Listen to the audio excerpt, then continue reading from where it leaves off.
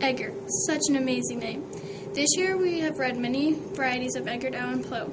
We have read the following stories: The Fall of the House of Usher, The Pin and the Pendulum, Telltale Heart, The Cask of Amontillado, and The Masque of the Red Death. My favorite one out of all of them would have to be The Masque of the Red Death.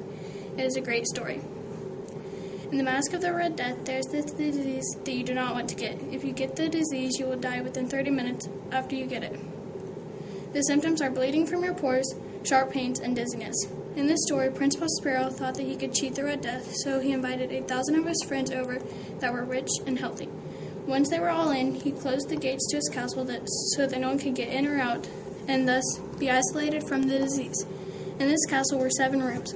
All the rooms were color-coded. The wall was the same color as the window pane. But in the last room, the wall color did not match the color of the window pane.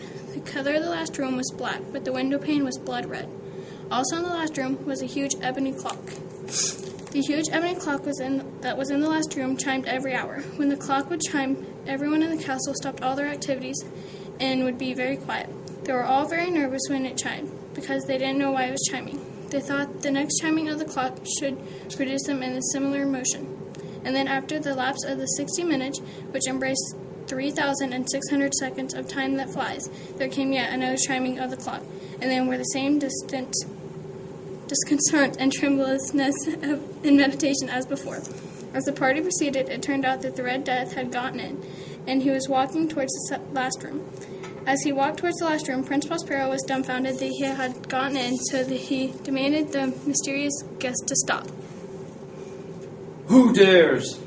Who dares insult us with this blasphemous mockery? Seize him and unmask him, which we may know whom we have to hang at sunrise from the battlements. It was then, however, that Prince Prospero, maddened with rage and shame of his own momentary cowardice, rushed hurriedly through the 6 chambers, while no one followed him on the account of a deadly terror that seized upon all. He bore aloft a drawn dagger and had approached in rapidly, without much thought, to within 2 or 3 feet of the retreating figure, when the latter, having attained the extremity of the velvet apartment, turned suddenly and confronted his pursuer.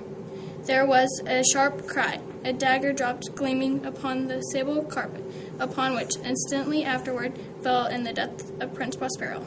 Edgar Allan Poe has such ways with short stories. He is very good at what he does with his stories. In most of the stories, there are loads of irony. Some examples are: it was ironic how Prince Prospero was trying to keep the Red Death out of the castle, but the Red Death had gotten in the castle and killed everyone.